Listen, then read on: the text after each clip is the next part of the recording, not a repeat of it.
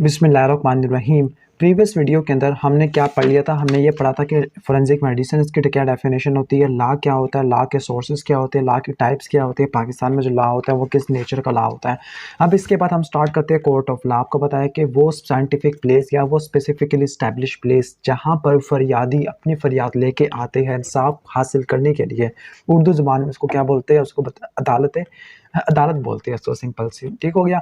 यानी वो जगह जहाँ पे फरियादी अपनी फरियाद लेकर इंसाफ के तकाज़ों को हसूल करने के लिए आते हैं, उसको बोलते हैं कोर्ट ऑफ लॉ या कोर्ट ऑफ जस्टिस। पाकिस्तान में दो तरह की कोर्ट होती है, एक होती है सिविल कोर्ट, दूसरी होती है क्रिमिनल कोर्ट होती है। सिविल और क्रिमिनल कोर्ट के 3 लेवल्स होते हैं, पहला लेवल 1, लेवल 2, लेवल 3, जिसको आप 3 टायर्स ऑफ कोर्ट भी बोलते हो। लेवल 1 के अंदर एरिया कोर्ट आ जाती है, जिसको आप आम ज़बान में इलाकाई लेवल कोर्ट बोलते हो। लेवल 2 के अंदर डिस्ट्रिक्ट या सेशन कोर्ट आ जाती है, जो डिस्ट्रिक्ट लेवल के ऊपर होती है। लेवल 3 के अंदर हाई कोर्ट होता है, जो प्रोविंशियल लेवल के ऊपर होती है। जो नेशनल लेवल के ऊपर जो कोर्ट होती है वो होती है सुप्रीम कोर्ट, और इसी से एसोसिएटेड हमारी शरीयत कोर्ट होती है। अब जो कोर्ट रूम है, चाहे वो सिविल कोर्ट है चाहे वो क्रिमिनल कोर्ट है, इसके हमने टायर्स या लेवल पढ़ लिया है। अब इनके अंदर कोई स्पेसिफिक पर्सन होते हैं, जिस तरह कोई रीडर होता है। रीडर क्या करता होता है, तारीख वगैरह को मेंटेन करता है कि आज इस तारीख को ये वाला केस आना है यहाँ पर। तो टाइपिस्ट क्या होता है, तमाम एविडेंस को, तमाम शवाहिद को रिकॉर्ड करता होता है, इसको लिखता होता है, ठीक हो गया। कोर्ट में प्रेजेंट होने से पहले तो वो टाइपिस्ट होता है। फिर रिकॉर्ड कीपर क्या होता है, रिकॉर्ड कीपर क्या होता है, दोनों पार्टी की फाइल को सेव करता होता है। दो पार्टी होती है, ठीक है। एक होती है, एक जिसको आप सिंपल कह सकते हैं कातिल, एक मकतूल वाली पार्टी है, ठीक है। वैसे कातिल और मकतूल वाली पार्टी अपोजिट वाली पार्टी हो गया। फिर लॉयर्स होते हैं, जो जिनका वकील वगैरह कहते हैं, जिन्होंने आर्गूमेंट्स पेश करनी है, कि एक सफाई वगैरह पेश करता है। और एक इस्तगासा का वकील होता है, वकील सफाई और वकील इस्तगासा। और लास्ट है जज या मजिस्ट्रेट होता है, जो ऑफिशियली डिज़ाइंड होता है, ठीक हो गया। जैसे आप कह सकते हो कि हाई कोर्ट में, सुप्रीम कोर्ट में जज होते हैं, जबकि मजिस्ट्रेट आपको डिस्ट्रिक्ट या सेशन कोर्ट वाली कोर्ट के अंदर देखने को मिलता है। तो जज और मजिस्ट्रेट ये वो पर्सन होता है जिसने फैसला सुनाना होता है, जिसने लीगल प्रोसीडिंग को क्या करना होता है, कंटिन्यू करना होता है, ठीक हो गया। जिसने पूरा का पूरा फैसला सुनाना होता है कि इसको क्या करना है, बरी करना है, क्या करना है, उसको सज़ा देनी है। तो ये सारा फैसला होता है जज के पास। तो ये 5 पर्सन हैं जो पावर को कंट्रोल करते हैं कोर्ट के अंदर। Reader, typist, record keeper, lawyers, जजेस और मजिस्ट्रेट होते हैं। और आपको बताया था कि कोर्ट के 3 लेवल्स होते हैं, इलाकाई level, district level, provincial level, और लास्ट है सुप्रीम कोर्ट, ठीक हो गया, नेशनल लेवल के ऊपर। अब हम यहाँ पर कुछ इंपॉर्टेंट कॉल वगैरह भी आ जाती है। कॉल किसकी है, रजिस्टर्ड मेडिकल प्रैक्टिशनर की। सबसे पहले क्या करते हैं, उसको उर्दू में वर्ड है सुमन बोलते हैं, सुमन या समन है, सुमन बोलते हैं। वैसे सबसे पहले जो कॉल होती है उसको बोलते हैं सुमन या सबपोइना। दूसरी कॉल होती है वो वारंट टू द अरेस्ट, और तीसरी कॉल होती है रिटन प्रोक्लेमेशन। इसका मतलब ये होता है कि किसी भी केस के अंदर जो मेडिकल डॉक्टर है उसको बुलाया जाता है, वो उसकी मेडिकल रिपोर्ट वगैरह बताता है, पोस्टमार्टम की रिपोर्ट पढ़ के सुनाता है, जस्टिफिकेशन देता है, मेडिकल रीजंस प्रोवाइड करता है, ठीक हो गया। तो उसको बुलाने के लिए जो सबसे पहली कॉल होती है उसको क्या बोलते हैं, सुमन बोलते हैं। उसको सुमन या सबपोइना या फर्स्ट कॉल बोलते हैं। ये होता है क्या है, ये रिटर्न होता है, लिखा जाता है, साइंड होता है, उस पर स्टैंप लगी होती है। किसकी स्टैंप लगी हुई होती है, कोर्ट की लगी होती है, ठीक है। टू अ विटनेस एक्यूज्ड और जूरर टू अटेंड द, ठीक है, फर्स्ट कॉल, ठीक हो गया। यानी ये रजिस्टर्ड मेडिकल प्रैक्टिशनर या किसी भी बंदे के लिए अप्लाई हो सकती है। तो विटनेस जिसने अपना कोई रिकॉर्ड करवाना है, कोई शवाहिद रिकॉर्ड करवाना है, या इसने अपना कोई बयान रिकॉर्ड करना है, या एक्यूज्ड है, कोई जोरर है, किसी भी बंदे को कि उसने कोर्ट को अटेंड करना है किसी स्पेसिफिक टाइम के अंदर, स्पेसिफिक डेट के अंदर, स्पेसिफिक प्लेस को, तो उस फर्स्ट कॉल को बोलते हैं सुमन या सबपोइना। सेकंड कॉल के अंदर क्या होता है कि पहले फर्स्ट कॉल दे दी है, वो नहीं आया बंदा, फिर सेकंड कॉल के अंदर क्या होता है, उसको वारंट निकाले जाते हैं, वारंट इसकी अरेस्ट वगैरह के। तो वो क्या होता है, रिटर्न होता है, साइंड होता है, स्टैम्प्ड होता है, लेकिन ये अथॉरिटी होती है, ये हुक्मिया होता है किसी पर्सन को अरेस्ट करना, ठीक हो गया, और उसको कोर्ट के अंदर प्रेजेंट करना, ठीक है, फोर्सफुली। तीसरी क्या होती है, थर्ड कॉल होती है। कहते हैं कि जो सेकंड और थर्ड कॉल होती है एम्ब्रेसिंग होती है, रजिस्टर्ड मेडिकल प्रैक्टिशनर के लिए।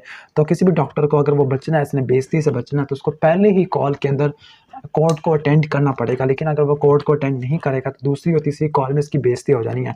दूसरी कॉल के अंदर उसको अरेस्ट कर लेगा, तीसरी कॉल के अंदर उसको कोई ना कोई बॉन्ड वगैरह साइन करना पड़ता है। और सबसे एग्रेसिव वे है किसी को मजबूरन कोर्ट के अंदर बुलाना।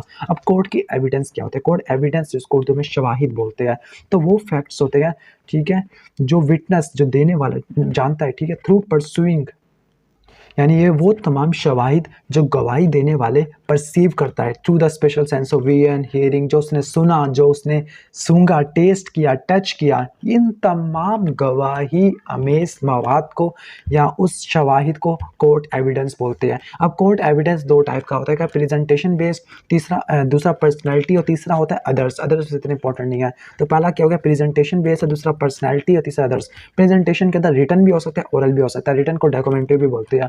अब रिटन या डॉक्यूमेंट्री ये भी दो टाइप का हो सकता है, प्राइमरी या सेकेंडरी। जबकि पर्सनैलिटी बेस्ड है, ये भी दो टाइप का, डायरेक्ट या सर्कमस्टेंशियल। ओरल एविडेंस में क्या होता है, बंदा ओरली क्या करता है, हल्फ उठाने के बाद कहता है मैं जो भी बोलूँगा, सच के सिवा कुछ नहीं बोलूँगा। ओथ उठाने के बाद क्या करता है, अपना सब कुछ गवाही देना शुरू कर देता है। इसके बाद रिटन एविडेंस होता है, ठीक है, रिटन शवाहिद है। अब ये लिखे लिखाई होती है, ठीक हो गया। इसमें यह हो सकता है कि कोई हॉस्पिटल का नोट्स होता है, कोई मेडिकल पब्लिकेशन है, ठीक हो गया, या किसी ऑथर का ओपिनियन भी हो सकता है। मिसाल के तौर पर कोई अगर रेडियोलॉजी का ऑथर है, वो बताता है कि अगर इस हड्डी का फ्रैक्चर हो तो मौत हो सकती है, या इस हड्डी का फ्रैक्चर एंटीमॉर्टम या पोस्टमार्टम कंडीशन को इंडिकेट करता है। तो कोई ना कोई ऑथर भी हो सकता है, ठीक है, या कोई हॉस्पिटल नोट्स भी हो सकता है, कोई मेडिकल की पब्लिकेशन भी हो सकती होती है। अब ये प्राइमरी भी हो सकती है, सेकेंडरी भी हो सकता है। प्राइमरी क्या होता है, ओरिजिनल कंटेंट होता है, और सेकेंडरी क्या होता है, ओरिजिनल कंटेंट से क्या होता है, कॉपी होती है, कोई इसकी एक्यूरेसी बढ़ाने के लिए। पर्सनैलिटी बेस क्या होता है, पर्सनैलिटी बेस में मुझे तीन टाइप का होता है, डायरेक्ट एविडेंस, सर्कमस्टेंशियल एविडेंस और तीसरा होता है ओपिनियन ऑफ एक्सपर्ट। अब डायरेक्ट एविडेंस में क्या होता है कि इसमें यह होता है कि या तो एग्जिस्ट होगा या नॉन एग्जिस्ट होगा। मिसाल के तौर पर आई विटनेस ऑफ कार एक्सीडेंट के, किसी बंदे ने देखा कि कार एक्सीडेंट हुआ है, तो ये बताएगा या तो कार एक्सीडेंट हुआ है या उसका कार एक्सीडेंट नहीं हुआ, तो ये डायरेक्ट एविडेंस होता है। दूसरा होता है सर्कमस्टेंशियल एविडेंस। सर्कमस्टेंशियल एविडेंस का क्या मतलब है कि किसी भी चीज़ से किसी और बात को खर्च कर लेना। फॉर एग्जाम्पल, अगर कोई बंदा मर रहा था और वो रोड के किनारे पर बैठा हुआ था, ठीक हो गया, और विंडशील्ड टूटी हुई थी और कार के टायर मार्क्स थे, तो उसका मोस्ट प्रोबेबली कार का एक्सीडेंट हो गया, ठीक हो गया। तो हमने इन तमाम चीज़ों को देखने के बाद ये नतीजा निकाला कि उसका कार एक्सीडेंट हुआ था। तो किसी और चीज़ से नतीजा निकालना, तो उसको बोलते हैं सर्कमस्टेंशियल एविडेंस। तीसरा है ओपिनियन ऑफ एक्सपर्ट, ठीक हो गया। अब ये कंक्लूजन डिराइव करते हैं टेक्निकल मैटर में, ठीक हो गया। कोई ना कोई ट्रेन या क्वालिफाइड पर्सन होता है, वो करता होता है। फॉर एग्जाम्पल, आपको पता है कि इस वाले वेपन से ये वाली इंजरी है। अब जो बंदा इस वेपन को पहले यूज़ कर चुका है, वो टेक्निकली एक्सपर्ट है, ट्रेंड है, क्वालिफाइड पर्सन है, ठीक हो गया। इसकी स्पेशलिटी के हिसाब से, कोई जैसे कोई कसाई होती है, उसको पता है कि इस चापर से क्या चोट लगनी है। तो जो क्वालिफाइड पर्सन की इन्फॉर्मेशन होती है उसको बोलते हैं ओपिनियन ऑफ एक्सपर्ट। अब इसके अलावा दूसरे एविडेंस भी आ जाते हैं इसमें, हर्सी एविडेंस। अब हर्सी एविडेंस का क्या मतलब है, हर्सी नहीं, हेयरसी एविडेंस। इसका मतलब ये है कि किसी एक दो बंदे हैं, एक बंदे को इन्फॉर्मेशन नहीं थी किसी एक्सीडेंट के बारे में या किसी हादसे के बारे में या किसी जुर्म के बारे में, लेकिन दूसरे बंदे को होती, तो दूसरे बंदे ने पहले वाले को बता दिया। तो ये वाला जो पहले वाले बंदा जो एविडेंस प्रेजेंट करेगा उसको क्या बोलते हैं, हेयरसे एविडेंस बोलते हैं, ठीक हो गया, हेयरसे एविडेंस। अब कोर्ट एविडेंस का पर्पस क्या होता है, कोर्ट एविडेंस का पर्पस ये होता है कि अदालत की कार्रवाई को आगे बताना, कि अगर शवाहिद वगैरह हो गए इसी तरह तो अदालती कार्रवाई चलेगी, वरना अगर ये नहीं होगी तो अदालत की कार्रवाई आगे कैसे चलेगी। तो इसके पर्पस क्या होता है, जो विटनेस होता है, ठीक है, वो पर्सन जिसने क्या करना है, गवाही देनी है, शवाहिद पेश करनी है, ठीक हो गया। तो उसको कोई भी चीज़ किसी भी वजह से ओमिट या स्किप नहीं करनी, ठीक हो गया, और उसको वो चीज़ें बतानी है जो वाकई में सच्ची है, जो फैक्चुअल होती है, जो रेलिवेंट होती है। इररेलिवेंट चीज़ें या कोई ऐसी चीज़ है जो फैक्चुअल नहीं है या वो फाल्सीफाई है, ठीक है, तो ऐसी चीज़ों को एक्सप्लेन नहीं करना। अब स्टेजेस क्या होते हैं कोर्ट एविडेंस के, तो सबसे पहला क्या होता है, हल्फ उठाना, दूसरा एग्जामिनेशन ऑन चीज़ है, तीसरा क्रॉस एग्जामिनेशन जो होता है, री एग्जामिनेशन, और पांचवा क्या होता है, क्वेश्चंस बाय द कोर्ट होते हैं। पहला क्या होगा, ओथ, हल्फ उठाना। उसकी डेफिनेशन क्या होती है, इसकी डेफिनेशन क्या होती है, solemn affirmation specified by law to be made before a public servant for the purpose of proof whether in a court of justice और नॉट। तो उसको उर्दू में बस हल्फनामा बोलते हैं। पर ज्यूरी क्या होता है, ऐसा विटनेस जो हल्फ उठाने के बाद क्या करता है, ऐसी फाल्स स्टेटमेंट बोलता है, झूठ बोलता है, जिसके बारे में से पता है कि वो झूठ बोल रहा है लेकिन जानबूझ के या अपने आप को छुपाने के लिए झूठ बोलता है, तो उसको क्या बोलते हैं, परज्यूरी। इस बंदे को क्या बोलते हैं, परज्यूरी। अब पहला क्या होगा, उसने हल्फ उठा लिया। उसके बाद नंबर 2 क्या होगा, एग्जामिनेशन इन चीफ है, इस पर डायरेक्ट एग्जामिनेशन है। अब ये वो स्टेज है, ये वो वो पार्टी कंडक्ट करती है जो विटनेस प्रोड्यूस करती है, ठीक हो गया, और फैक्ट्स को अपनी तमाम मेमोरी के अंदर पहले से मौजूद होना चाहिए, ठीक हो गया, और इसमें लीडिंग क्वेश्चन नहीं होते। फॉर एग्जांपल, अगर कार का एक्सीडेंट हुआ है तो पहले हम उसकी बात सुनेंगे कि जो गवाही देने वाला है वो कहेगा कि हाँ, मैं दरिया के किनारे बैठा हुआ था तो मुझे अचानक शोर सुनाई दिया, वो पूरी कहानी सुनाएगा। तो जो पहली वाली कहानी है वो एग्जामिनेशन इन चीफ है, ठीक हो गया। तो पहले वो बंदा जिसके पास विटनेस या वो पार्टी जो विटनेस को लेके आई है तो वो पेश करती है, इसमें लीडिंग क्वेश्चन नहीं होते। इसके बाद वो पार्टी जो केस को डिफेंड करती है, इन शॉर्ट जो वकील सफाई होता है, फिर वो उससे सवाल पूछेगा वाकई में क्या ऐसा हुआ था, क्या वो कार थी वो उसी बंदे की थी, क्या वो बंदा वाकई में मरा हुआ था या नहीं मरा हुआ था। तो यहाँ पे लीडिंग क्वेश्चन अलाउ होते हैं। फाइनली क्या होता है, री एग्जामिनेशन होता है। री एग्जामिनेशन के अंदर जो छोटी मोटी जो मिस्टेक्स थी पहले दूसरे स्टेप के अंदर एग्जामिनेशन इन चीफ के अंदर या क्रॉस एग्जामिनेशन की वजह से जो चीज़ें पता चली थी, इन सबको मिला जुला कर री एग्जामिन करते हैं, दोबारा से पूछगछ करते हैं। लास्ट में क्या होता है, कोर्ट अपने सवाल वगैरह पूछ लेती है अपने फैक्ट्स को क्लैरिफाई करने के लिए। ठीक हो गया। तो ये वो सब चीज़ें हो गई है।